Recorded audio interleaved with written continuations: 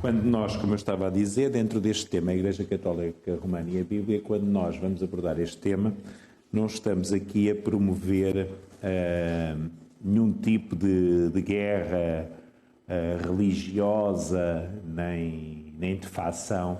Não é essa a nossa intenção, porque isso tem sido o drama da cristandade ao longo destes 2000 anos.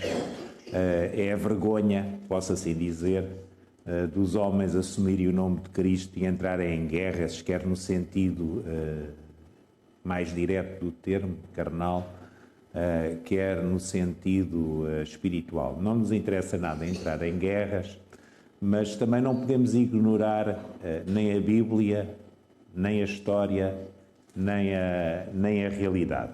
E, portanto, eu acho que este tema é um tema importante, vamos falar nele de forma direta, portanto, sem qualquer tipo de encobrimento, porque o que queremos falar é num sentido positivo. Portanto, apesar de, obviamente, e nós acreditamos pela Bíblia, e quando nós analisamos a história, devermos denunciar aquilo que está errado e que é contrário à palavra de Deus, aquilo que nos move é apenas uma coisa, é um sentido positivo de alertarmos todos aqueles que, na realidade, de forma honesta, qualquer que seja a comunidade religiosa a que pertençam, se aproximam da palavra de Deus, possam olhar para essa palavra e possam ver qual é o caminho que Deus nos ensina.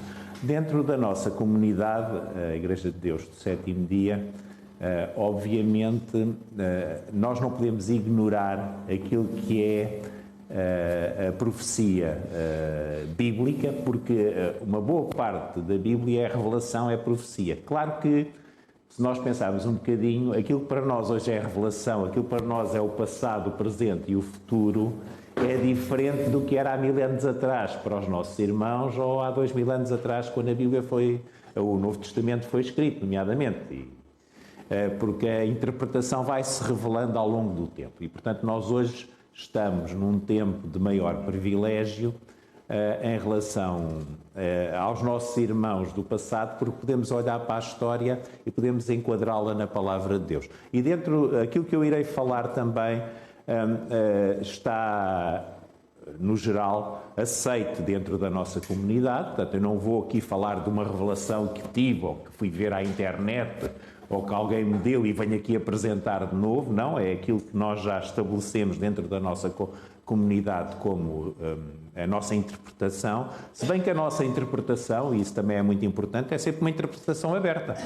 Nós não sabemos tudo. Aquilo que nós conhecemos hoje pode ser melhorado a cada momento pela revelação da palavra de Deus. Portanto, como eu disse, é uma necessidade nós abordarmos a palavra de Deus. Essa abordagem deve ser feita com cuidado, porque um profeta, que é aquele que fala da palavra e que a revela em sentido lato, que é aquilo que eu estou a fazer neste momento, que é revelar a palavra, é aquilo que cada um de nós faz quando sobe à tribuna, deve ter cuidado, porque se não tiver cuidado, facilmente pode cair num campo daquilo que a Bíblia também designa de um falso profeta, portanto, alguém que, usando aparentemente aquilo que é de Deus, acaba por ter uma interpretação que não é de Deus. E como eu disse, muito humildemente, nós vamos hoje, penso eu, claramente escrever pontos da palavra de Deus que podemos perfeitamente encaixar em relação a este tema, mas muito humildemente dizemos também que há muita coisa, obviamente, que Deus ainda não nos revelou, que Deus revelará a seu tempo, porque a revelação de Deus é uma revelação progressiva. Não há ninguém que tenha essa revelação completa, nem nunca houve ao longo da história. E um aspecto que eu acho que é muito importante nós pensarmos também é a maneira como a Bíblia pode ser enquadrada, e a mensagem da Bíblia, para nós é a mensagem essencial, é a mensagem que vem de Deus. Isso marca uma diferença muito grande, porque quando nós falamos de seguir a Deus ou procurar Deus com honestidade, com sinceridade, as pessoas têm que olhar para aquilo que é a sua mensagem. não para tradições, como hoje iremos também abordar, não para interpretações propriamente, mas para a mensagem, para a palavra de Deus, que é a Bíblia. E a Bíblia tem podemos dizer, dois grandes campos da sua aplicação. Um deles é a aplicação pessoal, que é o mais importante, porque Deus quer que todos se salvem e, portanto, o que é a Bíblia? A Bíblia não é mais do que a revelação de Deus e, dentro dessa revelação, aquilo que é dizer à humanidade como é que pode resolver o seu problema principal, que é o problema do pecado. E nós sabemos que o único caminho é Jesus, portanto, o grande papel da palavra de Deus, da Bíblia, é dizer que Jesus é o nosso Salvador e que, aceitando Jesus como nosso Salvador, quem crer e for batizado será salvo, portanto, mostramos a salvação em termos individuais. Mas não se esgota aí o papel da Bíblia. Isso também é muito importante e é por isso que nós hoje trazemos este tema. Porque a Bíblia também tem uma mensagem no sentido da história universal da humanidade. Portanto, há partes da palavra de Deus, que hoje iremos falar, que não têm tanto a ver com a salvação individual, mas têm a ver com a história, com os acontecimentos, e nós temos que nos enquadrar nesses acontecimentos. Não podemos ignorar essa vertente da Bíblia.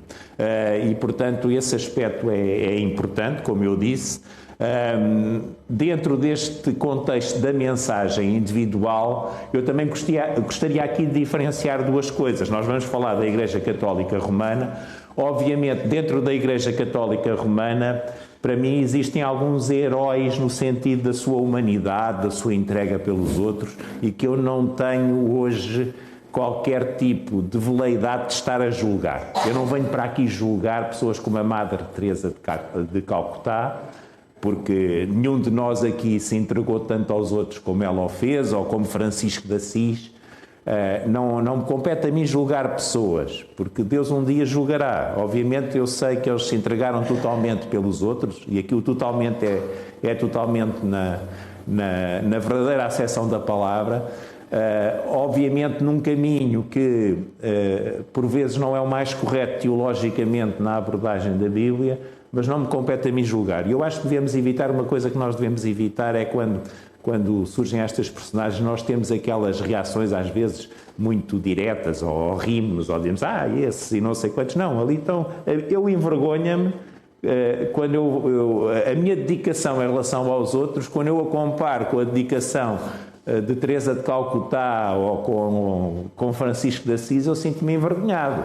E, portanto, eu acho que nós temos de ter cuidado às vezes quando tratamos de pessoas dentro daquilo que é a Igreja Católica Romana, porque a Igreja Católica Romana, na sua história, como também iremos abordar, nem tudo é mau. Agora, as pessoas em si mesmo não representam aquilo que é a organização. Portanto, e nós não devemos julgar as pessoas, porque isso compete a Deus. Deus um dia julgará as pessoas. Nós vamos aqui ver como é que, indiscutivelmente, esta organização chamada Igreja Católica Romana está bem enquadrada na Palavra de Deus, e se calhar o seu enquadramento não é o melhor, isso sim, isso podemos dizer. Agora, evitemos aquelas reações, volto a dizer, que só nos prejudicam, porque quando nós desprezamos as pessoas, automaticamente não os podemos cativar, e isso é um erro de muitas das comunidades que obviamente não são católicas, é que por vezes têm uma palavra muito fácil, uma palavra muito agressiva, e não nos compete a nós fazer isso. Portanto, esse era um primeiro aspecto que eu queria deixar. Também a própria Igreja Católica Romana, ela foi importante, nomeadamente na tradução da Palavra de Deus, já aqui o irmão Rogério Fernandes falou disso também, e portanto tudo isso podemos dizer que não aconteceu por acaso, aconteceu porque Deus assim o quis, mas não impede, volto a dizer, aquilo que é o enquadramento da organização na história da humanidade e na sua, podemos dizer, no seu contraste com aquilo que a mensagem de Deus nos apresenta. E esta passagem de Apocalipse, capítulo 18, versículos 1 a 5, é muitas vezes citada neste contexto, e eu acho que ela é muito importante neste contexto, e realmente faz-nos pensar um bocadinho entre esta dualidade da Igreja Católica Romana, entre aquilo que é a organização e, nomeadamente, uma coisa que é muito singular da Igreja Católica Romana, que é o seu apego ao Estado, ao poder, àquilo que é o governo dos povos, a partir de uma certa altura, e as pessoas. Portanto, e este Apocalipse, capítulo 18, 1 a 5, fala disso mesmo. Portanto, nós podemos ler o texto: depois destas coisas vi descer do céu outro anjo que tinha grande poder, e a terra foi iluminada com a sua glória. E clamou fortemente com grande voz, dizendo: caiu, caiu a grande Babilónia, e se tornou morada de demónios, e abrigo de todo o espírito imundo, e refúgio de toda a ave imunda e aborrecível. Porque todas as nações beberam da ira da sua prostituição. Os reis da terra se prostituíram com ela, os mercadores da terra se enriqueceram com a abundância das suas delícias. E ouvi uma voz do céu, portanto um apelo de Deus, que diz: sai dela, povo meu, para que não sejas participante dos seus pecados, para que não incorras nas suas pragas, porque já os seus pecados se acumularam até ao céu, e Deus se lembrou das iniquidades dela. Portanto, por um lado temos um sistema religioso, que é disto que aqui nos fala, que está intimamente ligado a um sistema político. E a história da Igreja Católica Romana é singular nesse aspecto. Portanto, dentro da cristandade, já vamos ver a seguir, não há igual. Por outro lado, temos um apelo àqueles que, e são muitos também, como iremos ver, fazem parte deste sistema que é a Igreja Católica Romana, para que saiam das suas iniquidades, para que saiam dos seus pecados, porque Deus os considera como povo. E, na realidade, nós podemos dizer que a raiz da Igreja Católica Romana, a raiz inicial histórica, está na Igreja primitiva. A Igreja Católica Romana não surge pelo acaso. Ela surge pelo desenvolvimento histórico da própria Igreja e, portanto, a raiz está aí. Portanto, é normal que ao longo da história, ainda derivando dessa mesma raiz original e legítima, que é a Igreja de Jerusalém, podemos assim dizer, que haja coisas boas, que Deus ainda reconheça ali algo que faz parte de si. Portanto, isso não há dúvida quanto a isso. Agora, nós não podemos ignorar como comunidade, e por isso é que eu disse, nós estamos aqui a falar não para agredir os nossos irmãos católicos na sua fé, mas talvez para abrir um bocadinho as suas consciências, para que Deus possa abrir as suas consciências através do Espírito Santo, porque não é por acaso que Deus diz aqui: sai dela, povo meu, não é? Portanto, este apelo não é nosso, é um apelo de Deus, e ele tem um sentido. Porquê? Porque esta comunidade que surge da Igreja de Jerusalém e que deriva historicamente da Igreja de Jerusalém, ao longo dos séculos foi se afastando da palavra de Deus.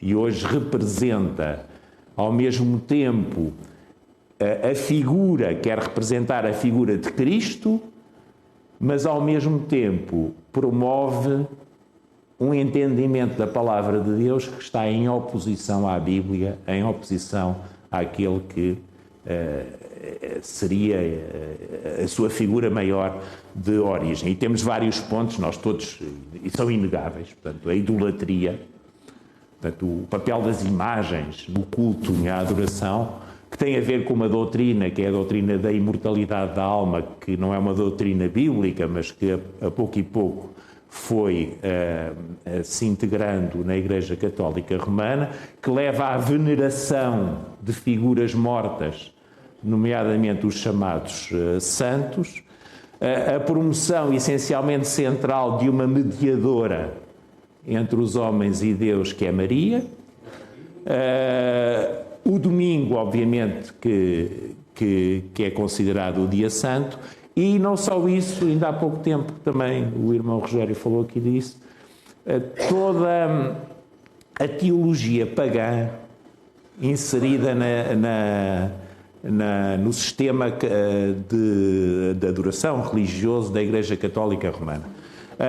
Não só aquilo que é clássico, foi ao longo dos tempos, foram adquirindo deuses que eram deuses, nomeadamente, do Império Romano, ou deuses dos gregos, e não só, mas coisas muito simples. Se nós pensarmos na imensa comunidade, como vamos ver, católica romana, a maior parte das pessoas regem-se por quê? Regem-se pela tradição que receberam e regem-se pela sua cultura também tradicional.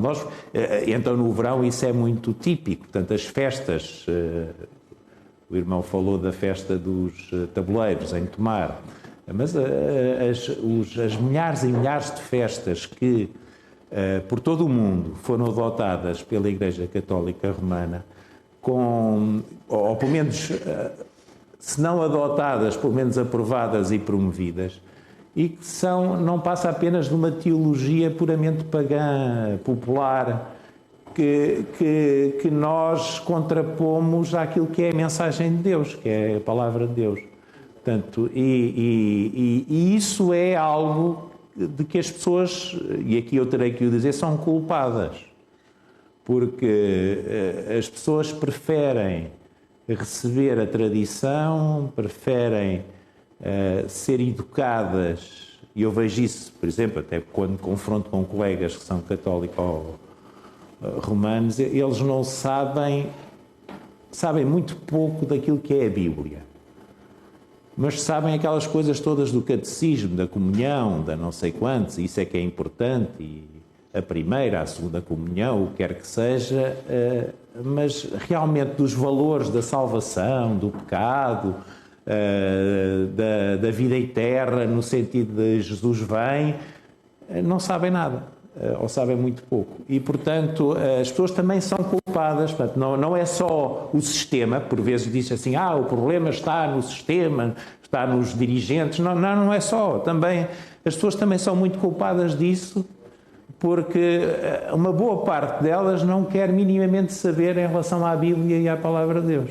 Até chegam a dizer que a Bíblia é a Bíblia protestante. Eu digo, peguem na Bíblia católica, qualquer Bíblia traduzida por um católico, honestamente, serve perfeitamente para verem que, na verdade, Deus tem uma mensagem que é diferente em relação àquilo que é a tradição da Igreja Católica Romana neste momento. E muito mais em relação às tradições das terrinhas, dos seus santos, das suas festas, dessas coisas que que as pessoas levam muito a peito, não é? E que são totalmente contrárias à palavra de Deus, são pagãs, são mesmo, e aqui temos que usar o termo, são satânicas, porque é Satanás que colocou isso na tradição das pessoas. Portanto, este aspecto é importante e é neste sentido positivo que eu estou aqui a dizer. Não vou julgar ninguém, nós não vamos mandar ninguém para a fogueira por causa disto. Deus um dia julgará. E hoje é o tempo, se os nossos irmãos e irmãs católicas romanas ouvirem esta mensagem, é o tempo deles pensarem, olharem para a Bíblia. Não estou a dizer que olharem para a Igreja de Deus do sétimo dia. Se quiserem, estamos aqui abertos para os receber, como já recebemos outros. Mas olhem para a Bíblia, vejam o que é que a Bíblia diz, contraponham o que a Bíblia diz em relação àquilo que é a tradição que receberam ou a tradição em que acreditam. Portanto, é neste aspecto, em relação às pessoas também, que nós nos devemos preocupar, mas como eu disse, nós hoje vamos tratar mais da vertente que é esta organização que se chama Igreja Católica Romana, de que forma é que ela está representada na Palavra de Deus, de que forma é que ela está representada na Bíblia, de uma forma que eu acho que é clara. Não vou entrar em grandes pormenores, não me interessa, vamos aqui falar de algumas ideias gerais que não há outro. É que há coisas que a gente às vezes tem dúvidas, mas eu claramente digo, do meu estudo da Palavra de Deus, não há outro que se encaixe na profecia bíblica e como a Igreja Católica Romana. Portanto, neste sentido do seu papel na história. Há aqui um aspecto interessante que eu gosto de focar na profecia bíblica, é que, quer a gente quer não, a profecia bíblica anda sempre ali à volta do mar Mediterrâneo. Portanto, nós temos a Ásia Menor, Norte da África, a Europa, portanto, é o chamado Grande Mar, como diz este Grande Mar, portanto, que a Bíblia designa, que é o mar Mediterrâneo, que é essencialmente o mar da profecia. E neste aspecto, nós temos um aspecto interessante, se nós formos ver a história destes últimos 2000 anos, que é a Igreja começa em Jerusalém, como está ali representada em baixo, geograficamente, mas depois a história nos primeiros séculos, portanto, estamos a falar a partir do século II, com uma afirmação no século IV, ela vai se deslocar para Roma. Portanto, aquilo que é a Igreja cristã, digamos assim, o polo da Igreja vai se deslocar de Jerusalém para Roma. E isso tem uma implicação muito importante nesta transformação de podemos dizer que aquilo que era uma igreja pura no sentido de tinha tido a intervenção do Espírito Santo no dia de Pentecostes, fiel à palavra de Deus, a pouco e pouco transforma-se numa igreja, na sua grande maioria, cada vez mais apóstata em relação à mesma palavra de Deus. E como já vamos ver, a Igreja Católica Romana tem um papel essencial nessa transformação, e não é por acaso esta simbologia de contraste entre Jerusalém e Roma na Bíblia é uma simbologia que está muito presente, podemos assim dizer. E eu escolhi, e já aqui trouxe este tema, eu acho que há aspectos que são simbólicos, é verdade, mas são tão fortes, que marcam estas ideias, portanto, que nós tiramos da palavra de Deus. E isto é o caso da simbologia do arco de Tito em Roma. Tito destrói Jerusalém no ano 70, não é? E traz os utensílios do templo para onde? Diga?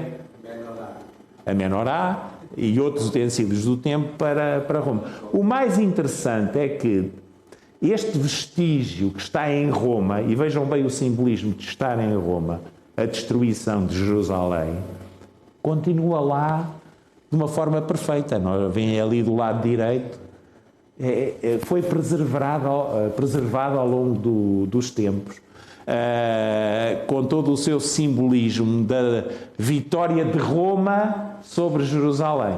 Claro que estamos aqui a falar do Império, não é? O Império Romano face ao povo judeu. Mas, como vamos ver hoje, sendo a Igreja Católica Romana o sucessor do Império Romano, isso tem um simbolismo muito interessante na oposição entre Roma e Jerusalém. Sendo Jerusalém, obviamente, o símbolo daquilo que é a verdadeira palavra de Deus. Portanto, isto é um aspecto que eu acho muito interessante. As pessoas podem dizer, isso não tem qualquer tipo de interesse. Claro que não me prova nada, mas tem um simbolismo que para mim eu não posso ultrapassar. E porquê é que nós dizemos que a Igreja Católica Romana é o herdeiro do Império Romano? Eu hoje vou falar de uma forma muito sumária, já aqui fiz uma apresentação quando fizemos uma reunião mais dilatada, digamos assim, sobre profecias, nomeadamente Daniel capítulo 2, capítulo 7 e também o livro do Apocalipse. Não vou falar, obviamente, desses pormenores, estivemos aqui durante 2 horas. Quem tiver internet pode assistir no YouTube, no canal oficial da Igreja de Deus do Sétimo Dia, é essa apresentação que está lá colocada, mas sabemos que tanto Daniel capítulo 2 como Daniel capítulo 7, e depois vamos ver algumas passagens do Apocalipse, nos apontam a história da humanidade. Como eu vos disse, a Bíblia tem uma mensagem individual que é quem crer e for batizado será salvo, mas tem uma mensagem universal que tem a ver com a história da humanidade. E nós temos o privilégio de hoje já temos um recuo de milhares de anos para percebermos melhor aquilo que Daniel escreveu das suas visões de Daniel capítulo 2, Daniel capítulo 7 e também o que está escrito no livro de Apocalipse. Portanto, muito sumariamente, como sabem, as profecias de Daniel capítulo 2 e capítulo 7 falam-nos da história da humanidade desde Babilónia, portanto o Império Babilónico, a que se segue o Império Medo-Persa, a que se segue o Império Grego e depois temos o Império Romano. Portanto, e depois vamos ver que o Império Romano é descrito tanto na forma de império, no sentido material do termo que representou na história, mas depois também num sentido espiritual em relação aos seus herdeiros, e depois termina, tanto uma profecia como outra, terminam com a vinda de Jesus, que é esta a nossa grande esperança em relação à humanidade. E nós vamos ver como é que a Igreja Católica Romana se enquadra, e vamos vê-lo de uma forma sumária, como eu disse, nesta herança do Império Romano, que nos vem descrita nestas passagens de Apocalipse. Claro que podemos perguntar, então, mas nós estamos aqui a falar de igrejas, bem, cada um tem a sua igreja, pronto, e é verdade, cada um tem a sua opção. Estamos aqui a dizer que a Igreja Católica Romana é um império. É como eu disse, irmãos, se nós olharmos para a história e para a realidade, não há, dentro daquilo que se designam igrejas, não há exemplo, nem sequer semelhante, àquilo que é a Igreja Católica Romana. Todos nós que estudamos um bocadinho de história, sabemos, e obviamente estas coisas têm a sua progressão, os seus altos e baixos, as suas nuances ao longo destes 2000 anos, mas nós que estudamos um bocadinho de história, sabemos bem das fases da história, nomeadamente, em que a Igreja Católica Romana era determinante para qualquer tipo de sistema político-administrativo. E, portanto, esta ideia da interferência e da ligação entre o sistema religioso e o sistema político-administrativo é essencial para nós percebermos isto. Portanto, no geral, as outras comunidades cristãs, quanto mais próximas da palavra de Deus, podemos assim dizer, mais afastadas estão da política, da administração. Volto a dizer, a política, a administração são muito importantes. Portanto, tem que haver governos. Mas a Igreja não pode querer, porque é este um dos problemas, a Igreja não pode querer achar que tem a pretensão de ser ela a estabelecer o milénio sobre toda a Terra. O milénio será estabelecido pela vinda de Jesus e não pela intervenção da Igreja, qualquer que ela seja. Agora, pelo menos a mim não me choca pensar nesta visão da Igreja Católica Romana como uma dimensão imperial sobre a história da humanidade, pelo menos em certos períodos da história. Portanto, e porquê? Vejamos, por exemplo, a realidade atual. Eu tirei isto da Wikipédia e vamos ver o que é que a Wikipédia diz. Portanto, a Igreja Católica, também designada a Igreja Católica Romana ou a Igreja Católica Apostólica Romana, é a maior igreja cristã do mundo, que em 2020 tinha aproximadamente 1,3 bilhões de seguidores batizados. 1,3 bilhões. E depois diz, até é a Wikipédia que diz, não somos nós, como a maior e mais antiga instituição internacional do mundo, em funcionamento contínuo, ela desempenhou um papel proeminente na história e no desenvolvimento da civilização ocidental. A Igreja é chefiada pelo Bispo de Roma, conhecido como Papa, a sua administração central é a Santa Sé. Portanto, é a própria Wikipédia que reconhece o papel da Igreja Católica Romana na história como nunca houve outra. E, portanto, nós não podemos dizer que é tudo igual. Cada um tem a sua fé.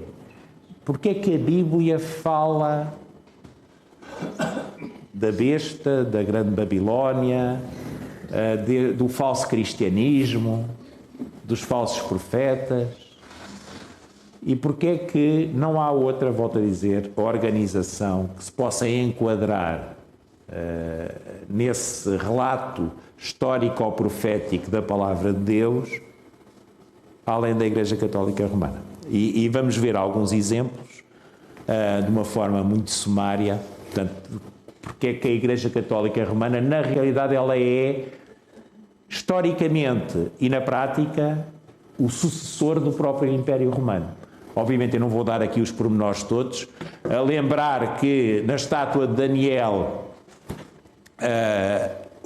as pernas e os pés representam este Império Romano na sua progressão, depois já vamos ver, são de ferro. Há muito simbolismo ali que nós hoje vamos ultrapassar, mas essencialmente para o aparecimento, para esta sucessão da Igreja Católica Romana em relação ao Império Romano, para mim Daniel 7 é mais importante, que é o quarto animal. Há 4 animais descritos na profecia de Daniel 7.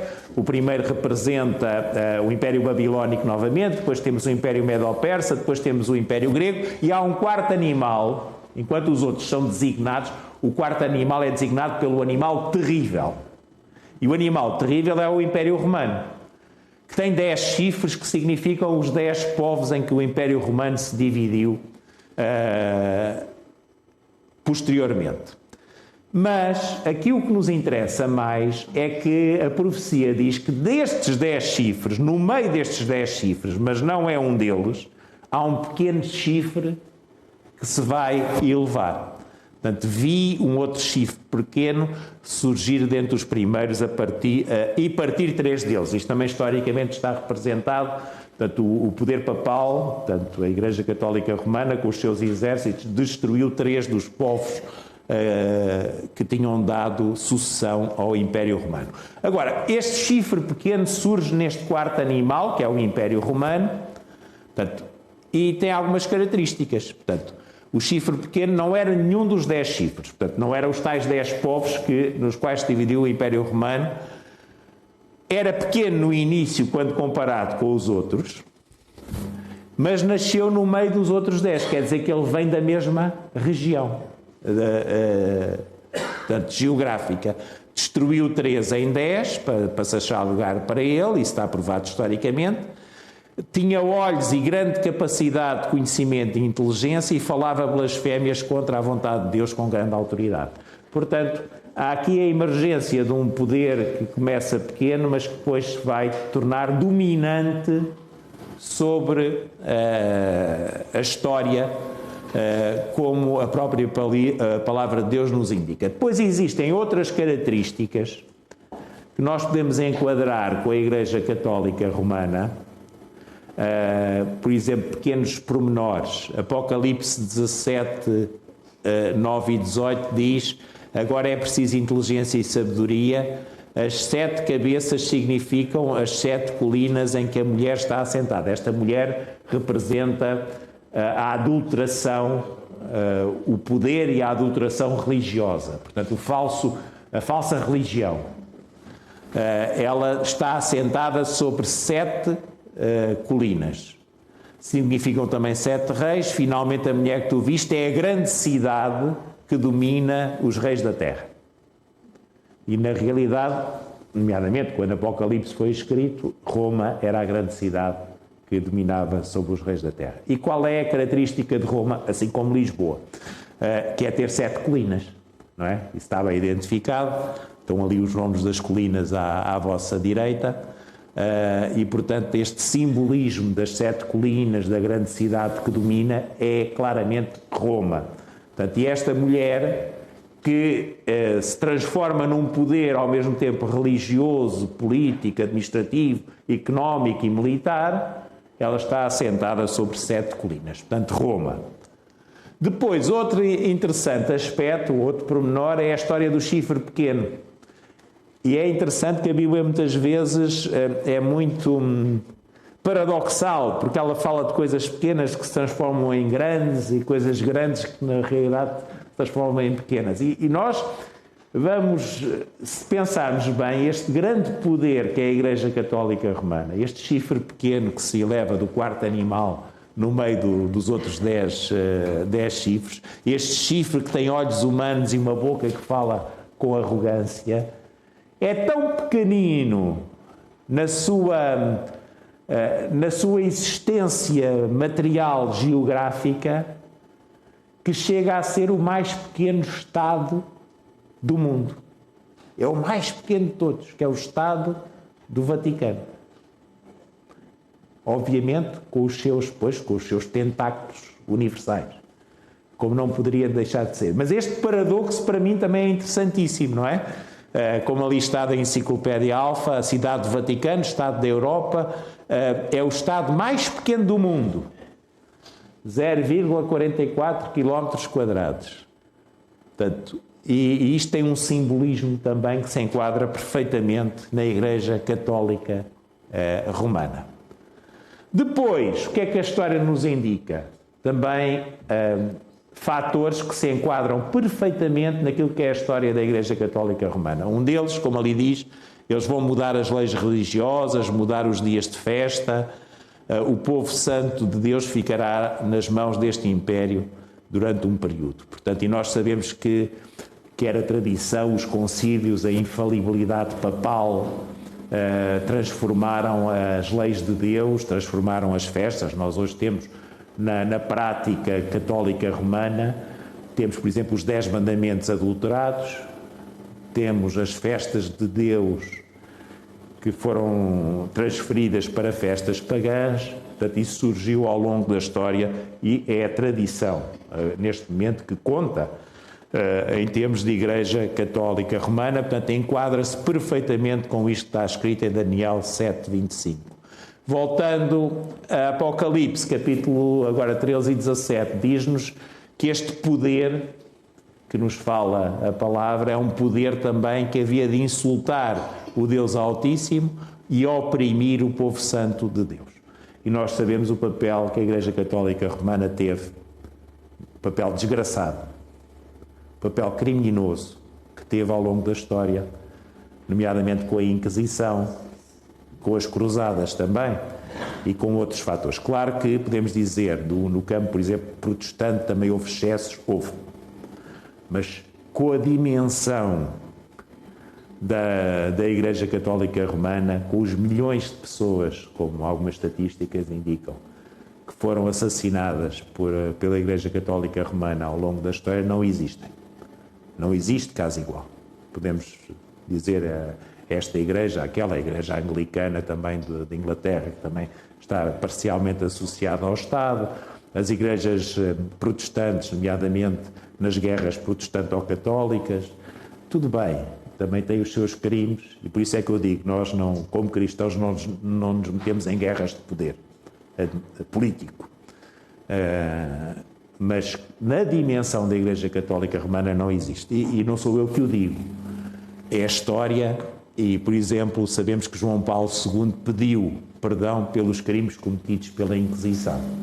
Portanto, por esta fase negra, muito negra da Igreja Católica Romana, mas que se enquadra perfeitamente naquilo que está descrito tanto no livro de Daniel como no livro de Apocalipse. Depois, este Império Romano, de que a Igreja Católica é a sucessora, como eu estava a dizer, ele tem várias nuances ao longo da história. Depois da queda de Roma, o Império Romano nunca, biblicamente, o Império Romano nunca acabou.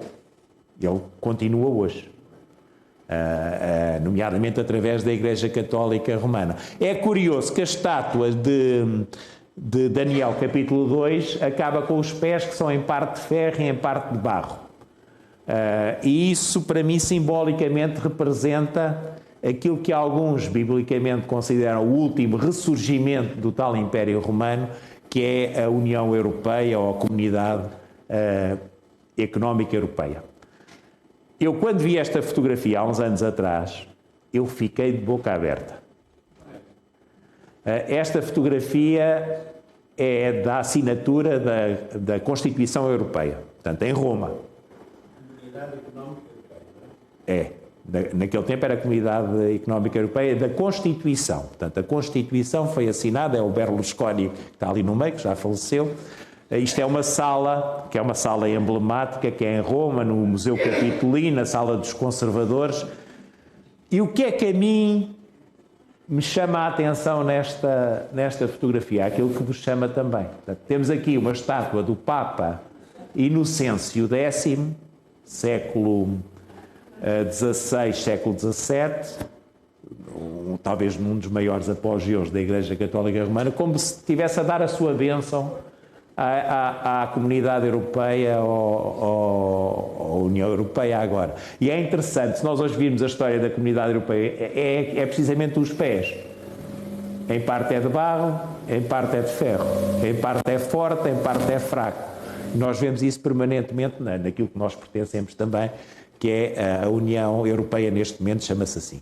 Portanto, e Roma, lá está Roma, com a assinatura do tratado, simbolicamente com a estátua do Papa a dar a sua bênção. Podem dizer, não tem interesse nenhum para mim, simbolicamente é muito interessante, é como a história do arco de Tito. E se recuarmos à origem mesmo da CEE, que é a Comunidade Económica do Carvão e do Aço, que depois vai dar a Comunidade Económica Europeia, é a mesma sala. Portanto, esta fotografia é de 1957 e é da mesma sala. Portanto, em Roma, que foi assinado o tratado. Portanto, é muito interessante neste aspecto, mas eu gostaria de terminar com 3 ideias. Portanto, nós falámos aqui do papel indiscutível que a organização chamada Igreja Católica Romana tem em termos bíblicos, no sentido de se enquadrar naquilo que é a Grande Babilónia, de se enquadrar naquilo que é um cristianismo que não é aceitável segundo a palavra de Deus. E isso sejamos claros. A tradição, o ensino da Igreja Católica Romana em relação à Bíblia não é aceitável pela palavra de Deus. Agora, nem tudo é mau. Isso nós também por vezes temos aquele pensamento de rejeitar automaticamente tudo. Não, porque nós vimos aqui também que a raiz histórica da Igreja Católica Romana é a mesma raiz de qualquer igreja cristã. Portanto, houve ao longo da história coisas positivas. E nós temos que ter também o tal espírito aberto, não para automaticamente nos condenarmos ou qualquer coisa que nós vemos de bom, é a história. Madre Teresa de Calcutá. Madre Teresa de Calcutá. Madre Teresa de Calcutá, eu volto a dizer, arrasa-me completamente quando eu leio a vida daquela mulher. Portanto, não sou eu que a vou julgar. Agora, há coisas boas que vêm de lá.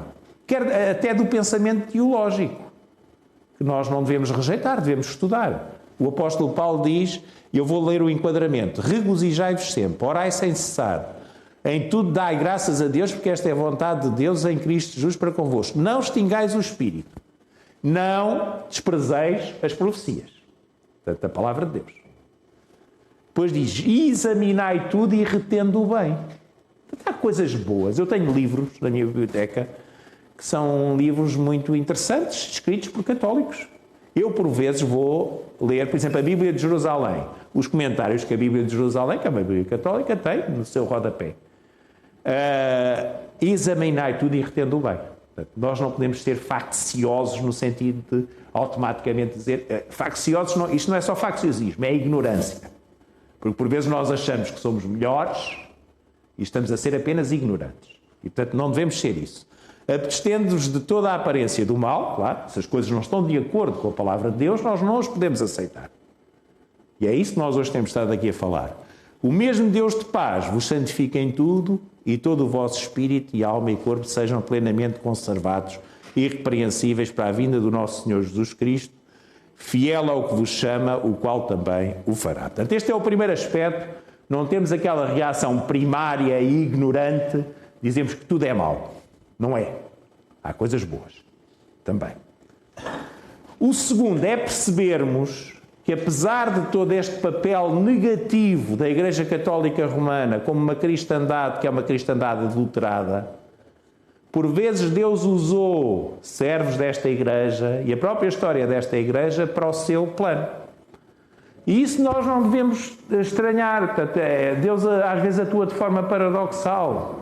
Não está nas nossas mãos. Eu trouxe aqui o caso de Isaías 44, em que é dito que Ciro era o quê? Era um rei totalmente pagão. Não era israelita, não era judeu. Mas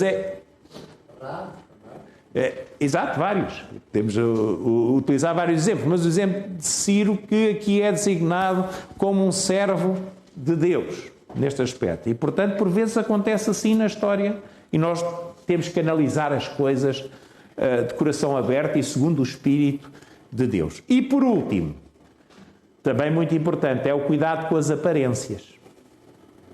E eu digo isto porquê? E isto em relação às pessoas em geral. É interessante quando nós, ao longo deste tempo, com colegas católicos, por exemplo, havia pessoas que diziam: eu não gosto nada deste Papa. Eu gosto muito deste Papa. Por exemplo, em relação ao Bento XVI, ao Ratzinger, as pessoas não gostavam muito dele. Mas eu, se calhar, digo-vos, eu, em termos de pensamento teológico, gostava muito mais do Ratzinger do que qualquer outro Papa recente que eu tenha conhecido, daquilo que ele escreveu. Portanto, porquê? Porque as pessoas estão mais interessadas na aparência. Este Papa é extraordinário. As pessoas não estão interessadas em perceber o que é que a Bíblia diz, mas a figura. E o que é que nos diz? Temos de ter cuidado. E digo isto para todos os cristãos, isto está na Bíblia, para os nossos irmãos católicos também, porque diz: pois tais falsos apóstolos são obreiros fraudulentos, transfigurantes em apóstolos de Cristo. Tenhamos cuidado. Não é pela aparência que a gente vê um apóstolo de Cristo. Não é maravilha porque o próprio Satanás se transfigura em anjo de luz. Não é muito, pois, não está aqui a dizer que os obreiros fraudulentos são Satanás, como por vezes também se diz. Não. Está a dizer, da mesma forma como um anjo decaído, Satanás se transforma num anjo de luz, ou aparenta um anjo de luz, um obreiro fraudulento pode também parecer um apóstolo de Cristo, mas não o é. Por muito boa figura que tenha, por muito boas palavras que diga. Tenhamos cuidado quanto a isso. Não é muito, pois, que os seus ministros se transfigurem também em ministros da justiça, o fim dos quais será conforme as suas obras. Portanto, ter cuidado com as aparências, digo para nós, digo para todos, porque o que conta é nós ligarmos à palavra de Deus. E, portanto, qual deve ser a nossa atitude? Qual é a atitude mais correta? É nós olharmos para a palavra de Deus, para os sinais. E isso é o apelo que eu faço também aos meus irmãos católicos e às minhas irmãs católicas. É que olhem para a palavra de Deus. Portanto, não quero mais do que isto. Porque eu sei, se olharem para a palavra de Deus, debaixo do poder do Espírito Santo, vão perceber que a mensagem de Deus não pode estar aprisionada pelas tradições, pelas encíclicas, pelas catequeses, porque isso são prisões da palavra de Deus. São prisões que depois aprisionam as pessoas também. E, portanto, temos que olhar para cima, levantar a nossa cabeça, ver que os sinais estão próximos, vigiar em todo o tempo e orar. Portanto, isto é um conselho para todos os cristãos, para todos aqueles que se dizem cristãos. Não seguir propriamente aquilo que é a cegueira da tradição, a tradição religiosa, a tradição dos povos, a tradição de uma igreja. Nada se pode sobrepor àquilo que é a verdade da palavra de Deus. Portanto, o que eu simplesmente apelo, porque alguns já o fizeram, obviamente este apelo, eu não sou uma pessoa irrealista. Eu sei que muitas das pessoas católicas, se me ouvirem, não vão gostar daquilo que eu disse, bem que eu disse de coração aberto e com todo o amor, porque o que eu quero é que as pessoas se aproximem da palavra de Deus. Mas alguns podem-no fazer, como temos exemplos até na nossa própria comunidade. Não é para retirar as pessoas à fé, é para que a sua fé seja na realidade enquadrada naquilo que é a verdade que está contida na palavra de Deus. Portanto, e aqui há um sentido positivo, que é o nosso apelo, que deve ser a nossa oração e que deve ser também a nossa atitude. Portanto, lembrem-se, nós não estamos numa guerra religiosa contra ninguém. Não há coisa pior para um cristão perder a guerra do que afastar alguém da própria palavra. Portanto, quando nós somos agressivos, quando nós somos ignorantes, quando nós não abrimos a porta à pessoa, pelo contrário, fechamos, nós estamos a fazer o serviço de Satanás, não estamos a fazer o serviço de Deus. E, portanto, temos de ter muito cuidado, não perder o sentido da verdade, não perder o sentido da realidade, ter a coragem para dizer as coisas como elas são, mas fazê-lo sempre no sentido que seja positivo, porque é isso que Deus quer. E que Deus nos ajude nesse aspecto